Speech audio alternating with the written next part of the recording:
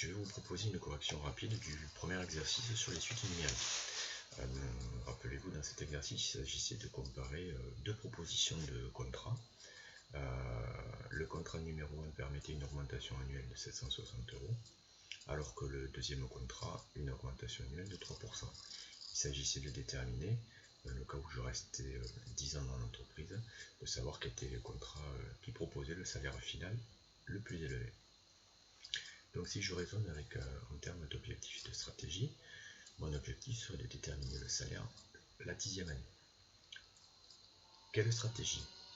Puisque nous allons travailler avec les suites numériques, il faudra d'abord déterminer s'il s'agit de suites arithmétiques ou de suites géométriques, et pour chacune on en déterminera la valeur de la raison. Deux stratégies se proposent à moi. Ensuite, première stratégie, je peux utiliser un tableur avec lequel je vais construire tous les salaires année après année jusqu'à la 10e année. C'est ce que nous ferons dans ce tableau ici.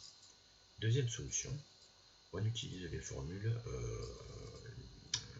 mises en place cette année, et ces formules me permettront de calculer directement le salaire la 10e année. Pour le contrat numéro 1, donc pas de problématique particulière, pas besoin de trop justifier, il est évident qu'il s'agit d'une suite arithmétique dont la raison vaut 760. Le contrat numéro 2 est une suite géométrique, sa raison est de 1,03.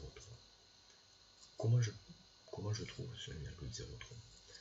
Rappelez-vous les calculs que vous faites dans les cours de vente lorsque on utilise un coefficient multiplicateur.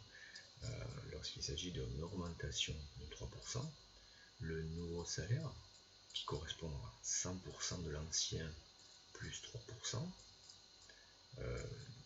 donne assez facilement 103%. Et grâce à ce 103%, je peux déterminer le coefficient multiplicateur en divisant par 100 ou en décalant la virgule de rang vers la gauche. On a donc un coefficient multiplicateur de 1,03. Du coup, je peux construire le tableau. S'agissant pour le contrat numéro 1 d'une suite arithmétique, il suffit de dire à Excel, tu prends le salaire précédent et tu rajoutes 760 €. Ce programme, je le duplique jusqu'à la 10e année. S'agissant du deuxième contrat, je dis à Excel, tu prends le salaire de l'année précédente que tu multiplies par 1,03 et on n'a plus qu'à tirer jusqu'à la deuxième année. Le petit plus, si on veut améliorer les choses, on peut demander à Excel de faire la somme pour voir ce qui aura été gagné au total. On fait la même chose sur le deuxième contrat et on peut ainsi comparer les deux contrats sur 10 ans.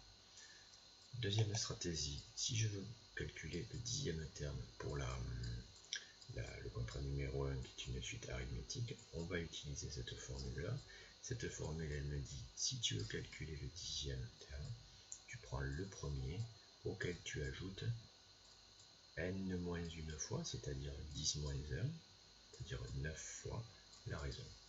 Et on fera le même calcul, un calcul équivalent avec la géométrique. Donc ici, je vais dire à Excel, tu prends le premier terme, 18260, tu ajoutes 9 fois la raison, c'est-à-dire 760. On retrouve bien le résultat trouvé avec Excel.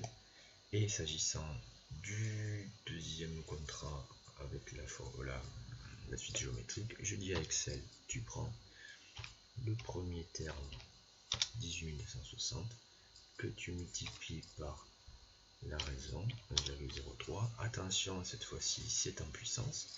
On met le chapeau, puissance 9.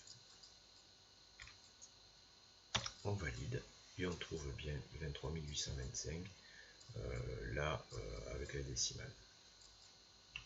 Donc voilà un exemple d'utilisation des suites avec deux stratégies, une fois avec le calcul, avec l'utilisation du tableur et une fois avec l'utilisation de la formule. Ce sont ces deux choses là que vous devez savoir faire en terminale.